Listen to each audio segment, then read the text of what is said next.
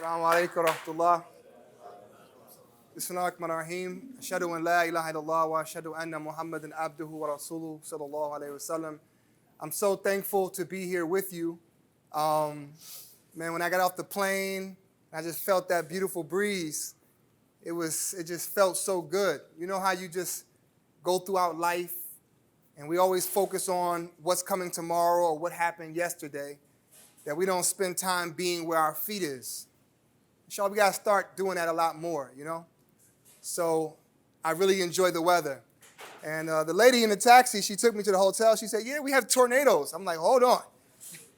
When is tornado season supposed to happen? She said, oh, don't worry about it. The hotel will just take you in the basement. I'm like, well, I didn't come here and planning for tornadoes, but alhamdulillah, it's been just a pleasure to get a chance to come and spend time with you.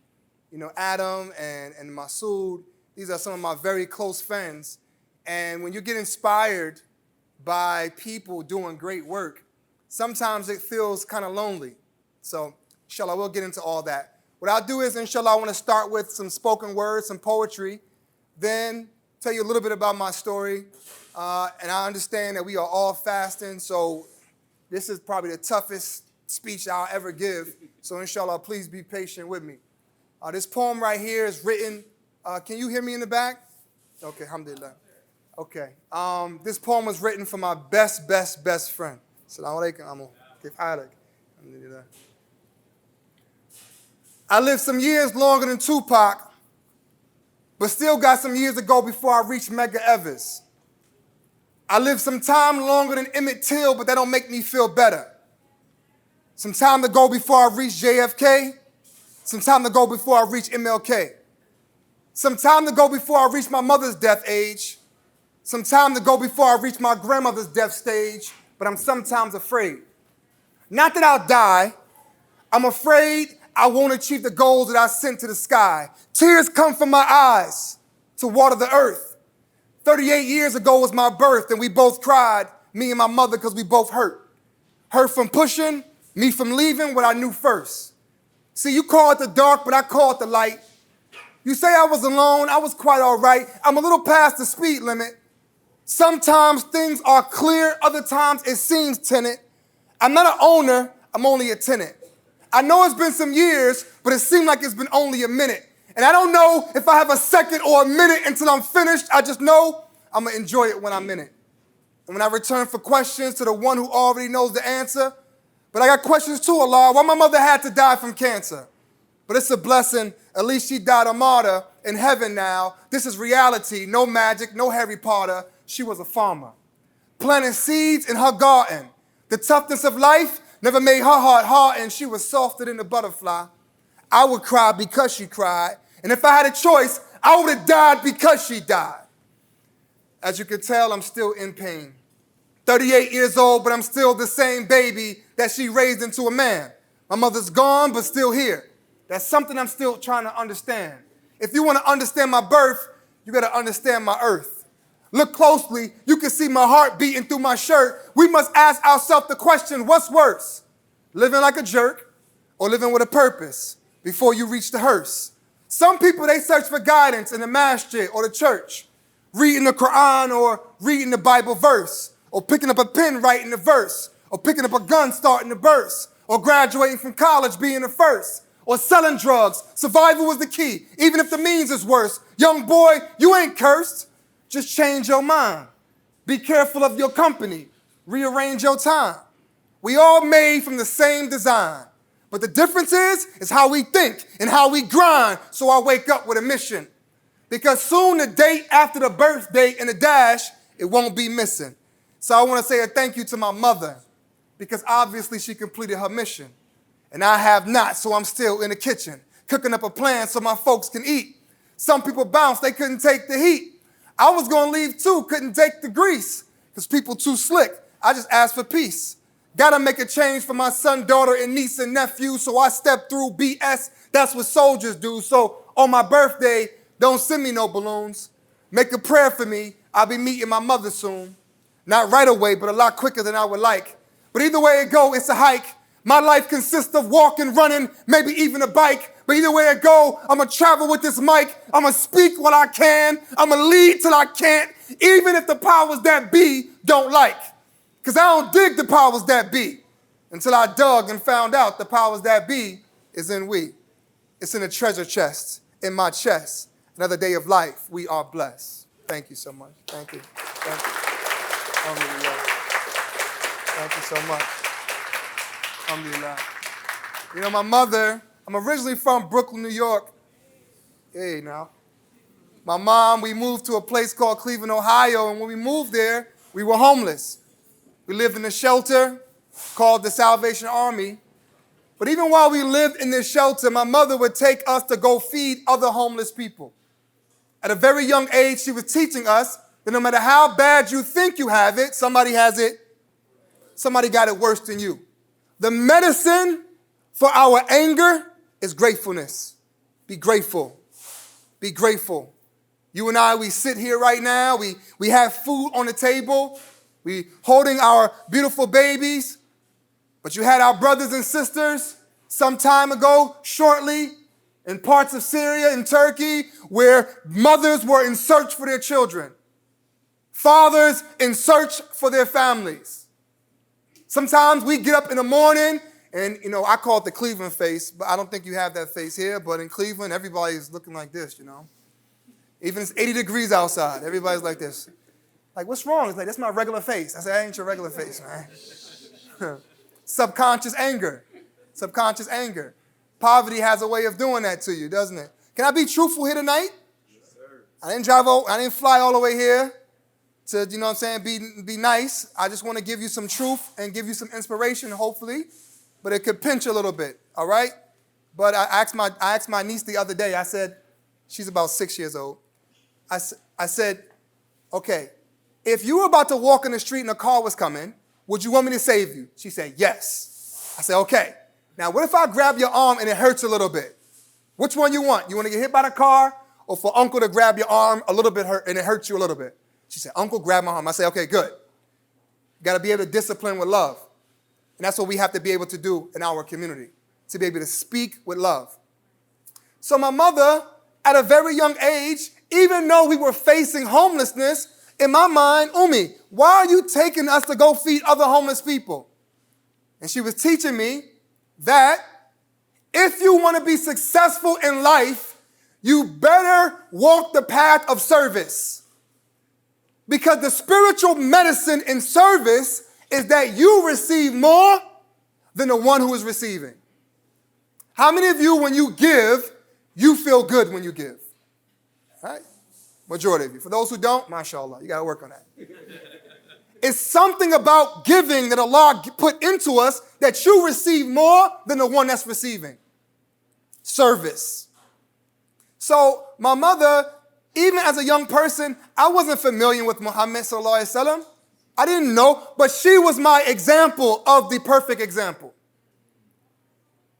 And my mother, you know, it was really interesting because you would think, here is this woman, she's in full hijab, you know, you're going into the heart of the community. Man, of course, these people might laugh at her. Maybe they may tell her she needs to leave. But my mother, she was a thug, man, my mother, man. She ain't playing no game, man. She was the first thug, man, you know what I'm saying? She ain't play no games. But she showed me that when you are servicing people, they don't care what you say you believe. We must understand it don't matter what you say you believe. What matters is what you show you believe. What do you show you believe in your actions?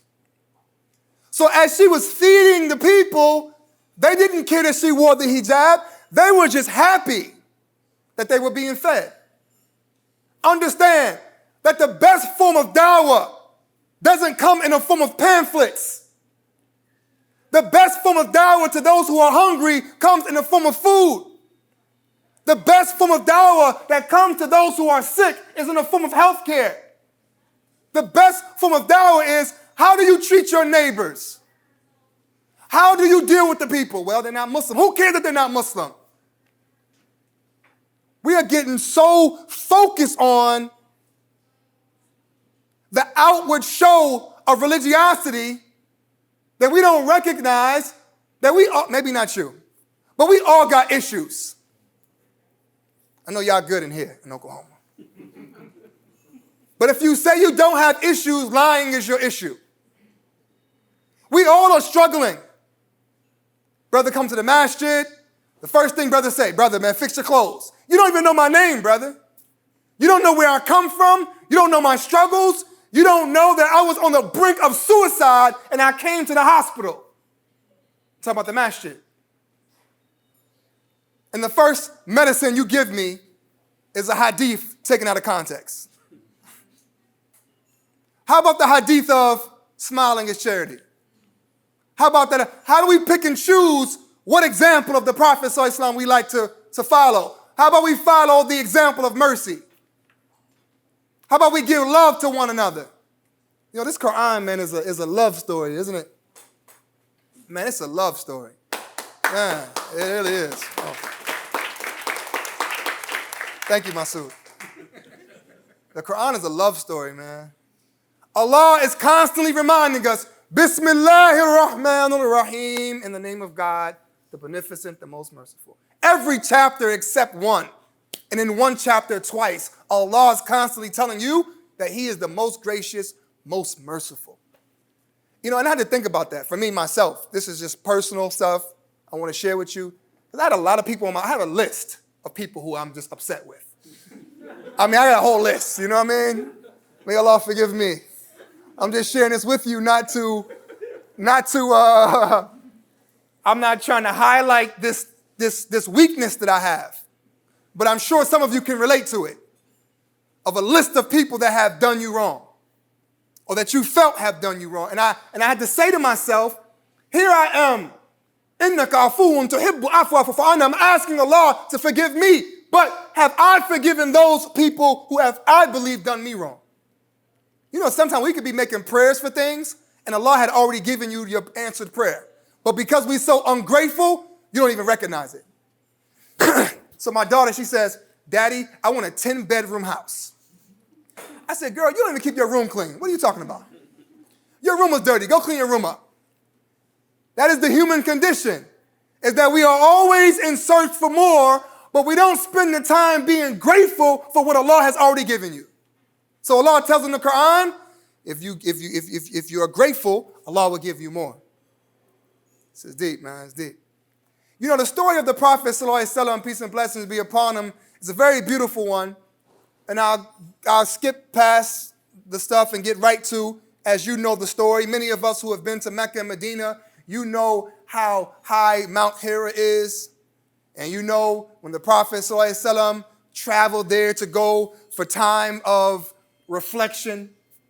And he gets there and he sees this being there who looks like he hasn't traveled. And the first thing that this being says to the Prophet, peace and blessing be upon him, he tells him something that he can't do. Read, Iqra, read. So now, not only is his mind blown because here goes a being that is in a place that only he comes to, but now this being is asking me to do something that I don't have the ability to do. Read, Iqra. Hey man, I can't, this is me talking. I can't read. Read, I can't read. Read, I can't read. And as it goes, he was squeezed. Now this reminds me of somebody telling me, hey man, do a backflip. Man, I can't do no backflip, man. Man, do a backflip. Man, I can't do no back. They pull out a gun, man. Do a backflip. All right, man, listen. Read. And he squeezed, and the Prophet ﷺ says, what do you want me to read? Iqra. Bismi rabbika ladhi khalaq. Read in the name of your Lord. I want you to reflect upon that for a second. The fact that you and I are in this room right now, some would have considered this to be impossible. And there are things in your life, all of us are going through some type of struggles, financially, emotionally, relationship, whatever your struggles are. But just know, without a doubt, that whatever you are going through, with Allah, the impossible becomes possible. As long as you connect with the Maker. Just connect with your Creator. So the prophet, peace and blessings upon him, he couldn't read. Allah knows the prophet couldn't read. But what did he tell him to do? Read in the name of your Lord who creates. Huh? So with Allah, whatever you're going through, the impossible, it becomes possible. Now let me close with this. What is it about our community? What is it about the Muslim community? I want you to know right now that the Muslim world depends on American Muslims. If American Muslims don't get it right, our brothers and sisters in India will continue to suffer. The Uyghur Muslims in China will continue to suffer. Yemen, all across the world. India, all across the world. Philistine, Somalia, all across the globe. Muslims will continue to suffer until American Muslims step up and be the examples they need to be. Now, what does that mean? How do we do that? You know how? By being better neighbors. That's how. You want to be the example of Muhammad, peace and blessings be upon him? How are you serving the community? We can't just say we're serving our brothers and sisters in Syria and in Philistine and in Yemen and in India without serving the Muslims, or better yet, the impoverished black and brown people in America. How do we stand up and say we want to fight for justice in India, but you don't even fight for justice in Chicago? You don't fight for justice in your next door neighbor. And I don't care if they're Republicans or Democrats. It don't matter to me. Because they're all two wings on the same bird. Okay? Believe me. I know what they're doing in public. But believe me, any politician will tell you in the back room they're making deals all the time. The people of power don't spend time talking about what they disagree on. They spend time talking about what do we agree upon. So as Muslims, what do we agree upon? We agree that the Muslim world needs our assistance, but they will not be able to be assisted until American Muslims, with the help of America, begin to address those issues. Now, how do you do that? It takes politics, baby. Imam Jamil Al-Amin. I hope that you know who that name is. If you don't know, that's a problem. You need to know. You need to know the shoulders in which you stand upon. If you don't know the shoulders of black, brown, and indigenous people that you stand upon, then you are already losing. It's a done deal. I tell my Muslim sisters, listen to your brother Basheer. You are safer in the hoods of America than you will ever be in rural America. Ever. You know why? Because people down there in the neighborhood, they know that sister with that scarf, if you touch her, there's quick consequences. Quick. So they don't even know, Salaam alaikum, sister, they don't even know how to say it. They just know when you walk past, they better be respectful. But in rural America, look at what happened to our imam in New Jersey. The boldness of someone stabbing him while he's in sajda, stabbing him alone, but while he's in sajda. Where is the outrage from the Muslims? I'm not talking about, reposting. When will there be consequences for harming Muslims? There is no consequences. Now, what I'm about to say, I want to say that this does not represent CARE Oklahoma. This is my own words right now, okay? So this is not Chairman. This does not come from Chairman Masood. This is me. If you even touch a member of the Jewish community, it becomes an international issue. An international issue. You can say what you want about the Jewish community, but they are serious about not only harming one of them, but even saying something about them. Now, you can spend your time being adverse to the community all you want. I think it's a foolish waste of your time. What you and I need to do is figure out what was the game plan for a community that was not loved like that years ago, that have now established themselves where you can't even say one thing or you'll lose your job and lose everything. As Muslims, how do we do that? We will never do that as long as masajids preach this message that politics is haram. You won't do it. If the masjids are saying that politics is haram, while at the same time the biggest donors of Donald Trump was Muslims, then we are just being hypocritical. So as Muslims, what we must do is we must get involved in the American life and bring our beliefs to the forefront, not with words, but how we serve humanity. Are y'all with me? Are y'all with me? You sure? Okay, I know we hungry. Everybody's giving me the fasting face right now. It's better than the Cleveland face. Okay, it's better than the Cleveland face for sure. So it's service. We need to have health clinics, right? Our masjids need to have, every masjid should have a food bank. Every masjid should have a health clinic. Every masjid should have programs that teaching young people about the importance of politics. Every masjid should have a grant writer. Every masjid should have a therapist. The imam is not the therapist all the time. Right?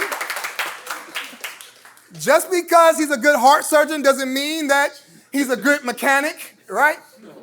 So he may be very good, with all due respect, respectfully. He may recite the Quran so beautifully, but it don't mean that I want to have marital counseling with him. What I'm saying is we have to put people in their rightful positions so that our institutions can grow. Our masjids need to have a strong business economic model so that we are not depending on fundraisers to be successful. Our masjids must have Muslim women in positions of power and leadership. I'm married, so I'm not saying this to give claps or nothing. You know what I'm saying? I'm saying that no nation could ever be successful if the woman is not put in her proper place in regards of leadership, her ideas, her wisdom, her intuition. The first person to accept Muhammad, peace and blessings be upon him, was Khadijah. Can you imagine if Khadijah was like some of my cousins? I ain't gonna call them your cousins. I'm talking about some of my cousins. And her husband came home and said, listen, I'm the prophet. Come on, man. She gonna be like, listen, daddy, come get this man up out my house right now. But what did Khadijah do? She said, you feed the orphans. You take care of, she spoke life into him. You see that example, sisters? You can speak death or speak life with your words. Now, I ain't talking about y'all, but I'm talking about some of y'all cousins. You can speak words, life with your words, or you can speak death. At that time, she could have crushed Muhammad, peace and blessings be upon him. But instead, she spoke life into him, didn't she? No, you take care of the orphans. You take care of your guests. And I'm the first to accept your message. Yeah, man. If you're not like that with your husband, if you ain't with a man that you can speak life into, mashallah, may Allah make it easy for you and may He increase your relationship so that you all can speak life into one another. It's very important. So our sisters have always played a major part in the growth of the empires, the Muslim empires, and Islam in general. So I'll close with this. You know, when I ran for office, I ran for city council. Recently, I ran for mayor. Alhamdulillah, I ran for mayor. And I was my unadulterated Muslim self. And I was really sad for a while because I wasn't victorious. I believe I wasn't victorious in running for mayor. And when I ran, I had to give up my seat.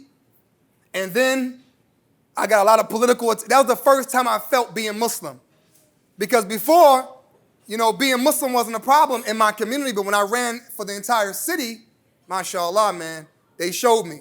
And I was in the second place. And then the media just started bombing me. They calling me Taliban. They said all types of stuff. Oh my God. And it affected the west side of the city of Cleveland, which was majority liberals and, other people. You know what I mean? So that really impacted me. So I thought that I failed. I thought that I failed my community.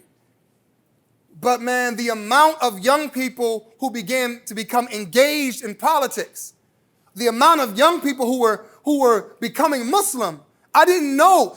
Sometimes Allah will have you do things and you think you're doing it for one reason, but another reason it comes about. And it impacts the world in a different way. So I say to you in closing, serve the community. It don't matter if they're Muslim, It don't matter if they're not Muslim. Treat the people well. And if you treat the people well, this is the best form of dawah. Love on people. Love each other. Stop being so critical of one another because you don't know what people are going through. And I just say this to myself. I have to increase my own love within. Allah says in Hadith Qudsi, I am to my servant what they believe I am.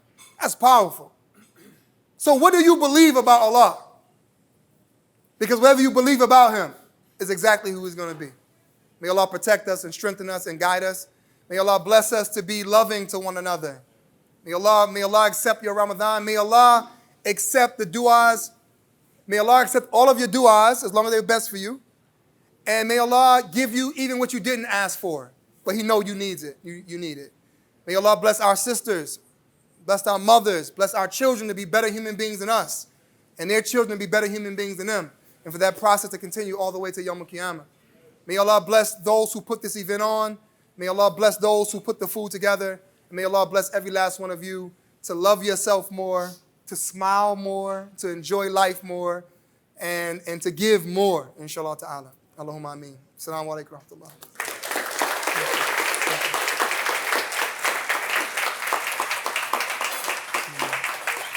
Beautiful, beautiful. Okay, we have a few minutes. What time is iftar tonight? 8:02. So we have 10 minutes. Do we have at least one, maybe two questions, if anyone would like to ask? Remember, Brother Basheer Jones previously served as the councilman for Ward 7, right? In Cleveland, Ohio, the first Muslim to ever be elected to city council in the history of the city of Cleveland. And he ran for mayor, and I got the blessing of spending time with him in Cleveland, and it was a beautiful experience. So I can attest to the fact that everything he said, he lives.